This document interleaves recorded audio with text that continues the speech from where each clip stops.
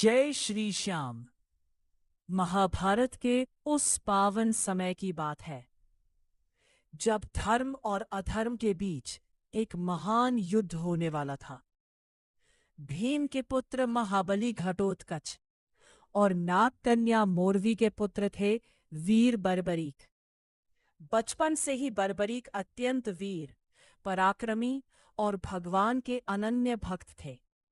उन्होंने कठोर तपस्या की और अपनी भक्ति तथा साधना से देवी देवताओं से अद्भुत शक्तियां प्राप्त की।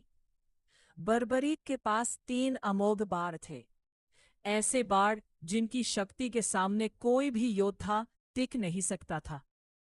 इन्हीं 3 बाणों के कारण उन्हें 3 बाणधारी कहा जाता था। लेकिन बर्बरीक ने एक अद्भुत प्रण भी लिया था। वे हमेशा उसी पक्ष की ओर से युद्ध करेंगे जो युद्ध भूमि में कमजोर होगा। जब महाभारत का युद्ध शुरू होने वाला था, तब बर्बरीक भी अपने 3 बाण लेकर कुरुक्षेत्र की ओर चल पड़े। लेकिन भगवान श्री कृष्ण सब जानते थे।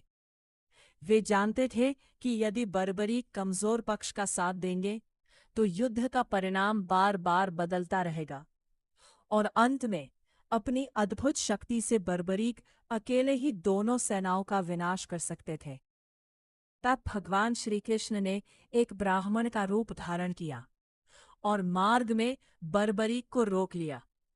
श्री कृष्ण ने पूछा, वीर, तुम्हारे पास कितने बाण हैं?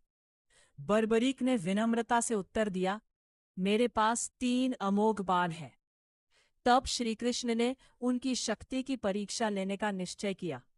उन्होंने कहा, यदि तुम्हारे बाण इतने शक्तिशाली हैं, तो सामने खड़े इस पेड़ के सभी पत्तों को एक ही बाण से निशाना बनाकर दिखाओ। बर्बरीक ने भगवान का स्मरण किया और अपना बाण चला दिया। देखते ही देखते बाण पेड़ के एक एक पत्ते को चिन्हित करने लगा। तभी श्री कृष्ण ने परीक्षा लेने के लिए एक पत्ता अपने पैर के नीचे छिपा लिया। लेकिन वो दिव्य बाण उस पत्ते को भी खोजता हुआ श्री कृष्ण के पैर के पास पहुंच गया। ये देखकर भगवान श्री कृष्ण समझ गए कि बर्बरीक कोई साधारण योद्धा नहीं है। वे अद्भुत शक्ति के स्वामी हैं और उनके 3 बाण वास्तव में अजेय है। यहीं से शुरू होती है वीर बर्बरीक की उस महान भक्ति और बलिदान की कथा, जिसके कारण आज करोड़ों भक्त उन्हें प्रेम से पुकारते हैं, हारे के सहारे बाबा श्याम हमारे।